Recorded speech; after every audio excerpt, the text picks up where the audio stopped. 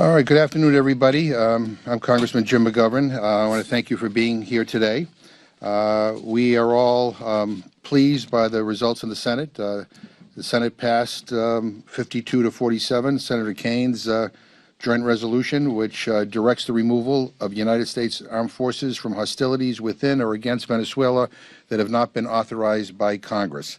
And we would call on Speaker Johnson to bring that bill to the floor so we can have a debate and a vote, and the House could be on record expressing its views on this topic. I'm not under any illusion that the Speaker will do that. He has demonstrated that he is reluctant to bring anything to the floor that is not blessed by the White House. But again, we would ask on behalf of not just Democrats but also Republicans for him to do that. Look, I'm going to keep my remarks very brief here, but I'll begin by saying that in all my years in watching U.S. foreign policy, the one thing I've come to appreciate is that it's easy to get into wars. It's hard as hell to get out of them. And that is exactly why the United States Constitution gives Congress, not the President, not the courts, but Congress, the sole and exclusive power on matters of war and peace. Because the founders wanted the first branch of our government, the people's branch, to have a direct say in whether or not American troops are put in harm's way. This weekend, it's my view that the President launched an illegal and unauthorized attack on Venezuela. We now know that American troops were shot and injured in that attack. We didn't find out until days later. Nobody in Congress was notified before the strike happened or even in the immediate aftermath. Now we know that oil executives were briefed before the Gang of Eight. I've been to 2 classified briefings since then. Quite frankly, those briefings have not been reassuring at all or particularly informative. This isn't about drugs. The administration hardly even mentions that excuse anymore. This isn't about democracy or human rights. They have no plan here. They basically replace one dictator with another. This is about oil. This is about lining the pockets of big oil CEOs at the expense of the people of Venezuela. I mean, for God's sake, we heard yesterday that their plans to put the money they seized from Venezuela oil into offshore accounts. And today, just this morning, the President of the United States said we would be running Venezuela for many years. And I think the American people, quite frankly, are tired of old men like Donald Trump dreaming up costly new endless wars with no clearly defined mission, wars that undermine our standing in the world, and wars that only serve to enrich those at the top and massage Donald Trump's ego. Maduro was a horrible tyrant and a terrible human being. Nobody here disputes that. But when it comes to putting American troops in harm's way, Congress is in charge. And that's not me saying that, it's the Constitution. So I'm here with many of my colleagues who have served our country, who have been in the military, who know what is at stake here, and who are going to talk about why Congress needs to end this before it turns into another costly quagmire. And at this point, I would like to turn to Congressman Joaquin Castro, who's the ranking member of the House Foreign Affairs Committee's Western Hemisphere Subcommittee, for his remarks.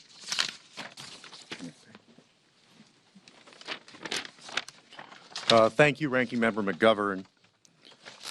Less than a week ago, President Trump initiated an unconstitutional and illegal invasion of Venezuela. It's a war that the American people did not ask for and cannot afford. This month, millions of Americans are either losing their health care coverage or seeing their premiums spike. For me, as a cancer patient, the cost of my health care coverage went up $2,400 this year, $200 more a month. There's a shot that I have to take every month because of my cancer that costs more than $20,000 per injection. And every month I sit in the waiting room at the Mays Cancer Center in San Antonio, Texas, with other people, and I wonder how many of those folks are barely able to afford their health care coverage, or how many may be losing it because of spending billions of dollars on things like war rather than billions of dollars here at home to make sure that health care is more affordable, child care is more affordable, rent is more affordable, and groceries are more affordable. Now, when we had our briefing in December, I asked Secretary Rubio a very direct question. I asked him whether the administration would come to Congress to seek permission for any kind of land strikes or land invasion, because the president, of course, had been building up the military around Venezuela and had talked about land strikes. He said at the time that there were no such plans that had been drawn up and that the administration would come to Congress for anything that required an AUMF. Well, sending a massive military in there with helicopters, firing missiles at the palace in Venezuela, taking the leader of the country. I don't believe that the American people want their Congress to be sidelined on the biggest decision that a country could make, which is whether or not we should go to war. And so I'm proud to support this resolution because it would require the president to come to Congress for any other action, military action involving Venezuela. As Ranking Member McGovern said, he's already said that this is going to be a years-long thing. The president has used the language of forever wars. It's as if he hasn't learned any of the lessons of Iraq or Afghanistan. And so I'm hoping that all Democrats will vote for this, and also that Republicans will join us so that we can send a strong message to the president. After all, this president has now talked about not only going to war, invading Venezuela, but also invading Cuba, Colombia, Greenland, and possibly Mexico. Congress has to draw a line now that those decisions, the biggest, most consequential decisions a country can make about going to war, will not be done without the voice and the authority of the U.S. Congress. And now it's my honor to introduce a great friend of mine from California, Representative Jimmy Panetta. Thank you. Thank you. And thanks to Representative McGovern for your leadership on this and always being able to explain the rules to anybody and everybody. And thanks to my colleagues up here who are serving and who have served and will continue to serve the United States per their obligations of the U.S. Constitution. What we've seen in this military intervention in Venezuela is that it has left us with uncertainty, with instability, with insecurity. And so it is now up to us in the United States Congress to finally act with tenacity to play our part and to pass this War Powers resolution that prevents boots on the ground in Venezuela. Look, as much as I think most of us up here, if not all of us, appreciated the swift, spectacular, and stunning success of our special operators and intelligence community to take out a despot on January 3rd, we are left with great uncertainty as to the day after in Venezuela.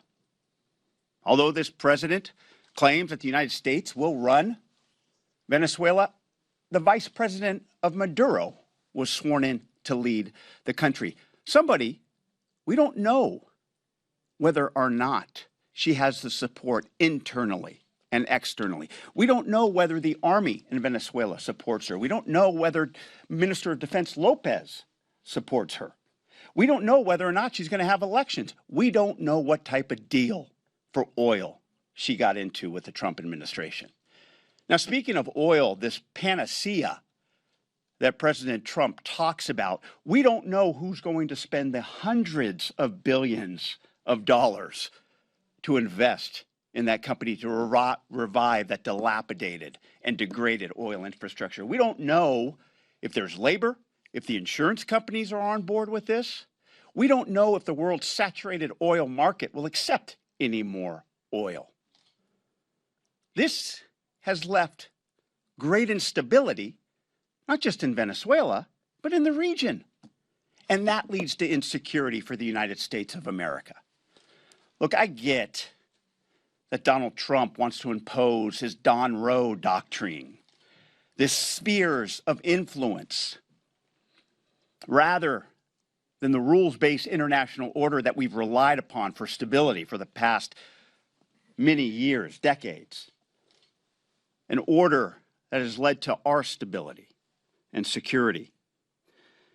Because we know that if we leave it up to China and Russia to lead in their spheres of influence, they will not just dominate those areas, they will come into our sphere of influence. But this is what happens when you have a foreign policy that's based on incoherency, that's based on hypocrisy and based on audacity. It's what happens when you pardon a former president of Honduras for drug charges, the same drug charges that you're using to take out President Maduro. It's what happens when you take out drug boats based on an authorized use of military force, yet you take out a president of another sovereignty based on a law enforcement action. It's what happens when you come to Congress and lie. It's what happens when you go around Congress. Look, I get that the president wants these spheres of influence, but we also know that the president in this country wants his own sphere of governance. This president wants to do whatever he wants without Congress.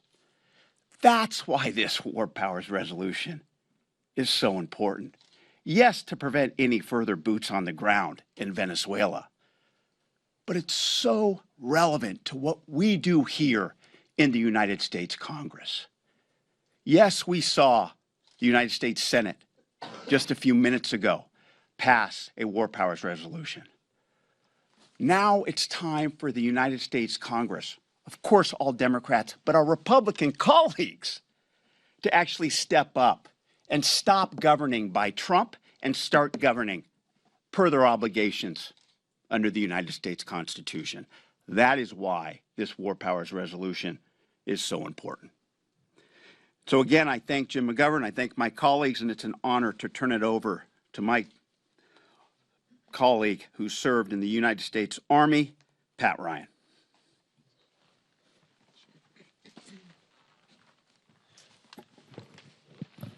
Gotta raise the mic a little, Jimmy. Yeah. Sorry, it's my bad joke. Sorry, go Navy. Anyways, gonna go there. Good morning, everyone. It's an honor to be with my colleagues. Many of us, by the way, stood in this spot yesterday with a similar message, and I'm even more proud to be here today with frankly, a similar message. All of us, members of Congress, and especially those that served in the uniform of our nation's military, took an oath. An oath that meant we were willing to give up our life for this country that I love and all of us love, but undergirding that oath is a deep and I would say sacred trust. And that trust has been fundamentally broken by this administration with this action to unlawfully and unconstitutionally begin what is clearly a war. All their other rationale is complete bullshit, complete and utter made up post facto bullshit that keeps shifting over and over again. Marco Rubio and Pete Hegseth again yesterday did what they did before the holidays, which was lied to our faces as members of Congress. More importantly, they lied to the American people whose representatives we are. They told us the goal then was not regime change. They told us there would be no land attacks, as you heard from Congressman Castro. They said they would come to us for the authorization for use of military force. They didn't even tell us until a few days ago that there were significant and serious casualties. American blood was spilled in Venezuela on January 3rd. Thank God that the pilot and other individuals wounded came home. American blood and treasure has already been spilled and spent in Venezuela without any consultation with the American people, without any case being made, and again, following in lie after lie. I think, and I said this yesterday, and I'll continue to say it, I think the only people getting the true story are the oil executives, the big oil execs who were briefed, as you heard, before Congress on this. And even they have said in the last few days, they are incredibly skeptical at best about the prospects of what the president has said. So we're here today not only to call out these actions as wrong and unlawful and unconstitutional, but to actually do something about it. to follow through on our oath to the Constitution and Article 1, which says that it is the power of the Congress as representatives of the people, as representatives of the parents of sons and daughters that go fight in these wars, and every single one of the taxpayers that pay for these wars, that we will exercise our right and our responsibility per the Constitution in introducing this War Powers resolution, which, by the way, to Ranking Member McGovern's credit, nearly passed with bipartisan support before the holidays, and I am very confident will pass the House as a similar action just passed the Senate. Personally, for me, and especially those that served in Iraq and Afghanistan,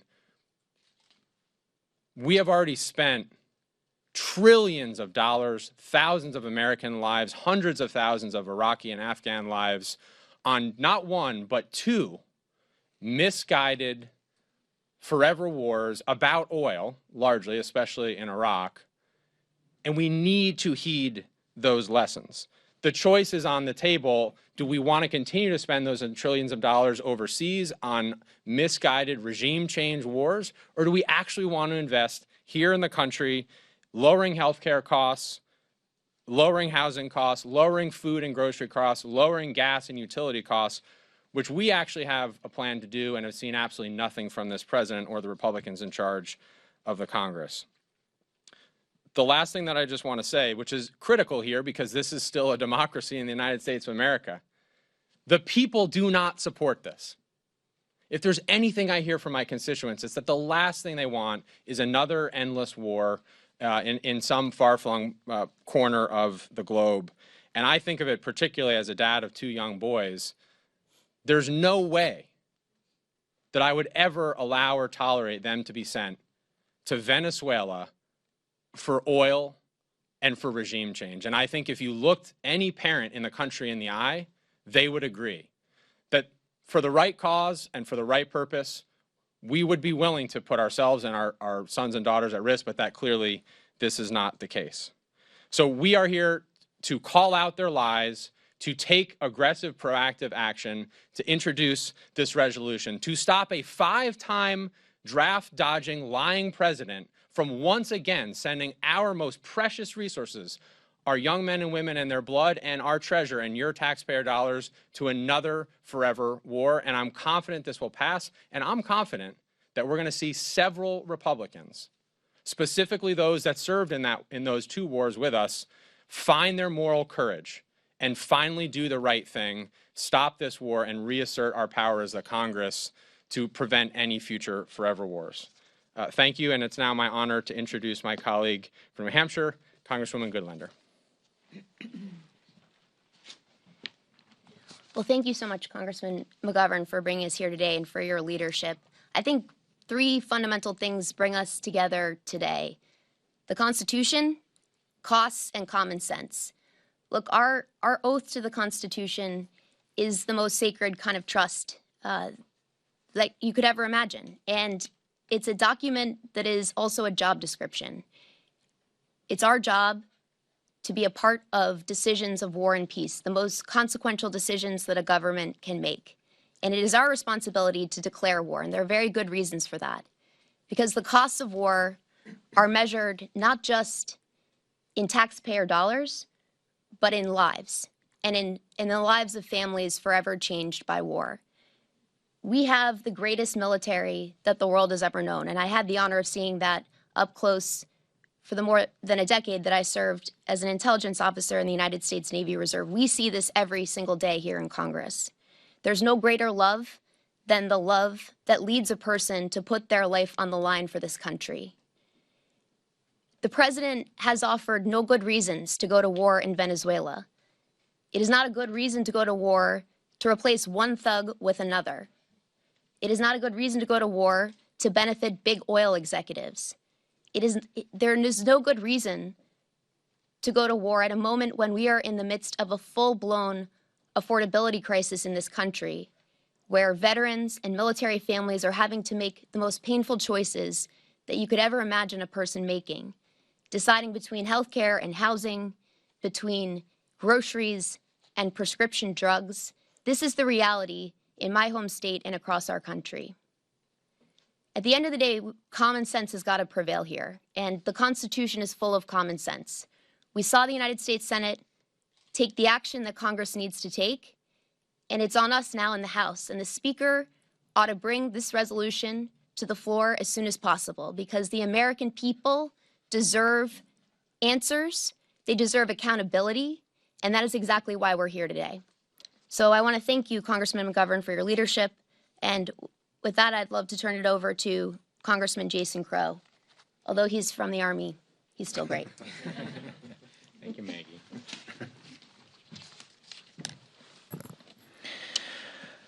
As a 3-time combat veteran, I get pretty damn hot when a 5-time draft dodger like Donald Trump and soft-handed elites like Stephen Miller bang the war drums in Washington, D.C. and talk about sending our troops on the ground and how tough they're going to be. Because what I learned years ago as a ranger and a paratrooper is that when the elites here bang the war drums and pound their chest, it's not them or their kids that they're talking about. It's working class kids and folks around this country, people like me and who I grew up with, that have to grab a rifle, get into a helicopter, get into a ship, and do the thing. America is done with that. Americans are done with sending our sons and daughters, our brothers and sisters, to fight endless, quagmire, nation-building wars on behalf of elites and oil executives, and to shed blood year after year after year. As we sat there in Iraq and Afghanistan, every year, the generals and the admirals would say, one more year, one more troop surge, one more new strategy, and we'll figure this out. 20 years later, thousands of American lives and trillions of taxpayer dollars later, they ended in failure. The ghosts of those wars haunt us today. That's what this is about, because nobody can ever tell me that if this body, the United States Congress, had done its job and constantly and every year debated and voted and went back to town halls and high school gymnasiums and Rotary clubs around this country and sat there in front of their constituents and said, this is why you should spend trillions of dollars. This is why we should spend thousands of Americans to go and die, that they wouldn't have ended earlier and differently. This is that moment for the Congress to retake its power and its authority and do its damn job. And if our colleagues are not willing to do their damn job, then they should go home. And if later on, when they're called for a vote, they still aren't willing to do their damn job, then later this year, we will send them home. America has had enough. We are stepping up to lead. We will stop the insanity. Americans deserve affordable health care, good infrastructure, affordable homes, and a strong and smart foreign policy and national security. They do not deserve the endless adventurism and corruption of Donald Trump and his administration. We are here to end it. And with that, my colleague and dear friend from Pennsylvania, who has also honorably served our country, Chrissy Houlihan. Thank you, Jason. I have the distinction of being able to close us up, and I'm really privileged to be able to be here. I'm going to talk a little bit about the ghost of another war. Being a member of Congress gives certain privileges, and every year I have the opportunity to clean the Vietnam Memorial.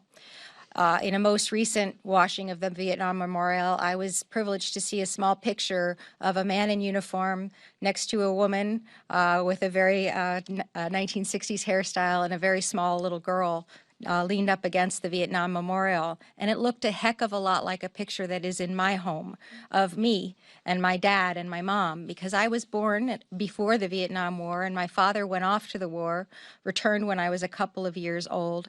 And there, but for the grace of God, I could have been that little girl that was in that picture. My dad could have been taken in that war, but unfortunately he wasn't.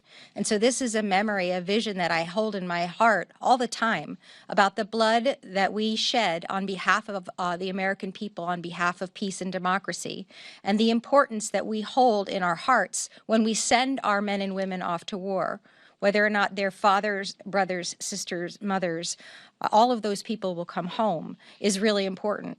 Fast forward, 30 years later, actually now 57 years later, I am now the ranking member on the Armed Services Military Personnel Subcommittee. It is my job to think about those men and women, the many, many, many men and women who were being asked to do the hard thing, to give their lives. And it's a privilege to be able to do that. It's a responsibility, a literal constitutional responsibility of ours to do that. And it's why I'm so privileged to be able to be standing here in front of this group of Democratic congressmen and women, forcefully and morally opposing the Trump administration and their order to defend, in order to defend America and to preserve this, our democracy.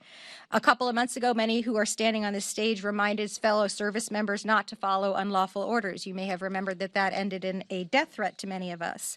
Today, we are again demanding that President Trump stop using our military for missions that are designed to benefit himself and his wealthy friends.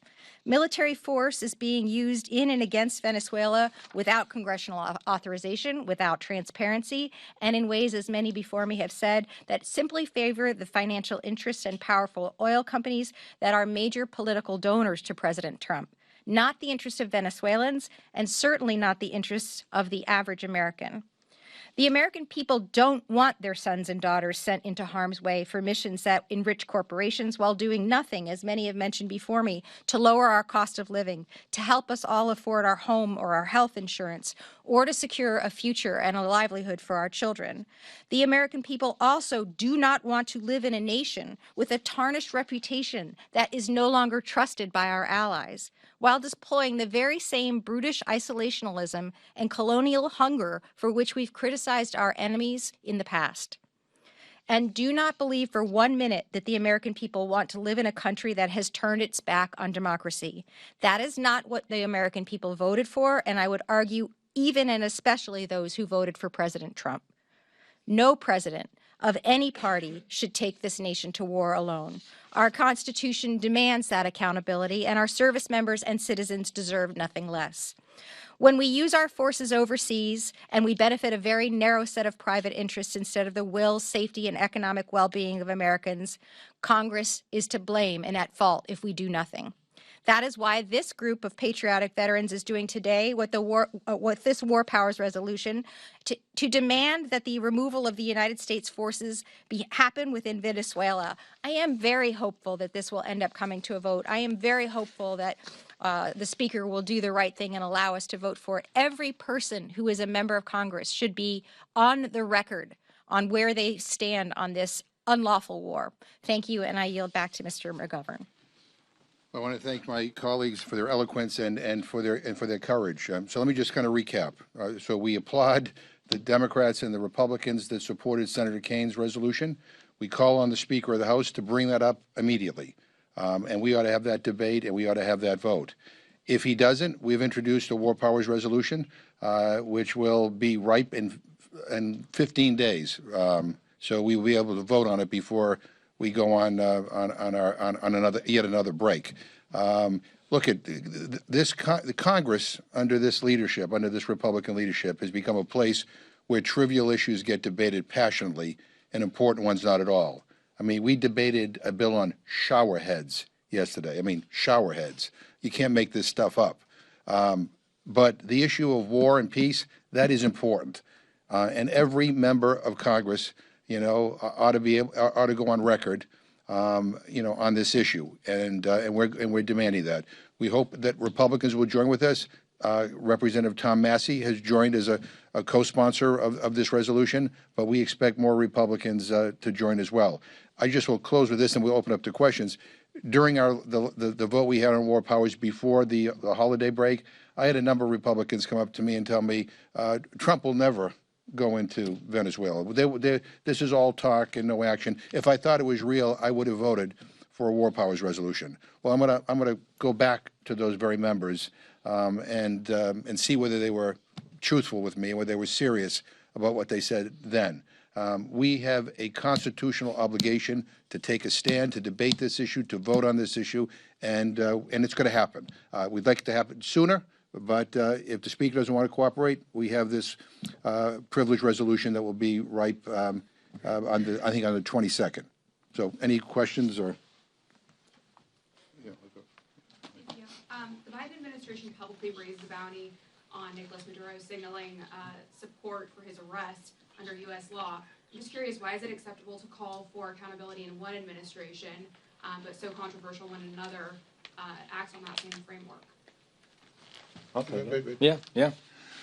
Of course, we want accountability with the Maduro regime, which is exactly part of the problem, right? Because the Maduro regime is still in control, right? The entire regime, the military, the intelligence apparatus, the vice president, Maduro's handpicked successor is in charge. And in fact, as we sit here today, the crackdown by the used to be vice president, now president of Venezuela, on the Venezuelan people, confiscating cell phones, prohibiting support and freedom and rallying, they are more oppressive today than they were a week ago. That is true, right? So we do want freedom and peace and prosperity for the people of Venezuela. Donald Trump, in his decision to replace one dictator with another, to line the pockets of the oil executives, will not deliver that. And it also won't stop the flow of drugs, right? Because the cartels continue operating unabated in Venezuela. And the drugs that are actually killing our kids in our communities, fentanyl and meth, doesn't come from Venezuela. It comes from other countries. So he's not stopping that either. You mentioned Congressman Massey has signed on. Can you talk a little bit more about conversations you've had with Republicans since filing this new resolution and what the arguments are? Yeah, I mean, I think there are a lot of Republicans that are who voted no, who I think are open to reconsidering their vote. I think many were surprised about what happened over the weekend, and they're deeply concerned. They're hearing from their constituents.